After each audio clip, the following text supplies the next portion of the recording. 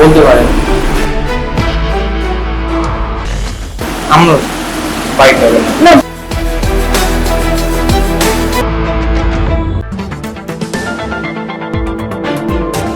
Am বাইপাসের ধারে তৃণমূল ভবন, যেখানে এই মুহূর্তে বসতে দেখা যায় বি টিম অর্থাৎ ঋতব্রত তৃণমূলকে। ট্রু নিউজ সেখানে পৌঁছে গিয়েছিল তৃণমূল ভবন কিভাবে নতুন রূপে সেজে উঠছে, কিভাবে রেনোভেশন হচ্ছে তা দর্শকের সামনে তুলে ধরার জন্য। কিন্তু প্রবেশ পথেই পেল বাধা। দীর্ঘক্ষণ অপেক্ষা আর বারংবার অনুরোধের পরেও বাড়ির 2 তলা ও 3 তলার রেনোভেশন দেখাতে দেওয়া হয়নি ট্রু নিউজ বাংলাকে। অফিসের রেনোভেশন দেখানোতে কিসের দ্বিধা? কি লুকোতে চাইছে ঋতব্রত তৃণমূল? এই মুহূর্তে দাঁড়িয়ে রয়েছে একদম ইএম বাইপাসের ধারে এমন একটা জায়গায়, যে জায়গায় কিন্তু মমতা বন্দ্যোপাধ্যায় তার আনাগোনা কিন্তু চলতেই থাকতো। একটা সময় আমরা দাঁড়িয়ে রয়েছে এই মুহূর্তে তৃণমূল ভবনের সামনে, এই 4 তলা বাড়িটা, যেই বাড়িটা কিন্তু একটা সময়তে সারাক্ষণই প্রায় মমতা বন্দ্যোপাধ্যায় এবং তার কর্মীদেরকে পাওয়া যেত। কিন্তু সেই তৃণমূল ভবন আর আগের মতন নেই। এই মুহূর্তে এখন আর মমতা বন্দ্যোপাধ্যায় এই ভবনেতে আসেনও না। এটাই সেই তৃণমূল ভবন যেটা একদম ইএম বাইপাসের ধারে মেট্রোপলিটনে অবস্থিত।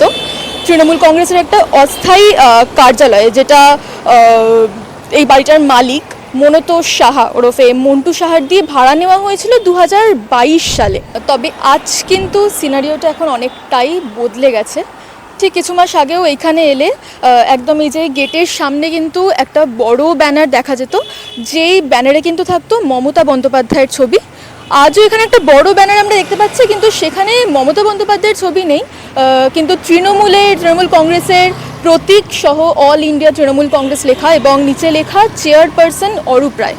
তাহলে এই বড় 4 তলার তৃণমূল ভবন এখানে এখন আসে কারা? আসে ঋতব্রত গোষ্ঠীর কর্মীরা, ঋতব্রত গোষ্ঠী বা ঋতব্রত তৃণমূলের কর্মীরা। আগেকার তৃণমূল কংগ্রেস অর্থাৎ যখন দুটো তৃণমূল ভাগ হয়ে যায়নি, কালীঘাট তৃণমূল আর ঋতব্রত গোষ্ঠী তৃণমূল আলাদা হয়ে যায়নি, তখনকার তৃণমূল কংগ্রেসের সময় তৃণমূল ভবন কেমন ছিল, আর এখন ঋতব্রত গোষ্ঠীর বা ঋতব্রত আমলের তৃণমূল কংগ্রেস বা তৃণমূল ভবন এখন কেমন, চলুন একবার আপনাদেরকে ঘুরিয়ে দেখাই।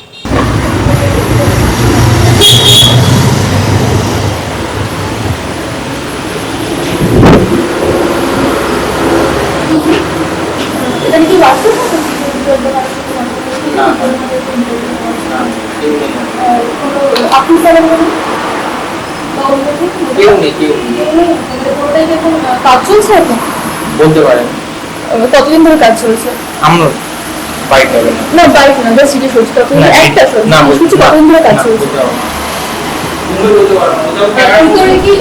তাও গোপনে ক্যামেরায় কিছু ফুটেজ নেওয়ার চেষ্টা করেছে ট্রু নিউজ। নিচের তলার অফিসের দৃশ্য তুলে ধরার চেষ্টা করা হয়েছে।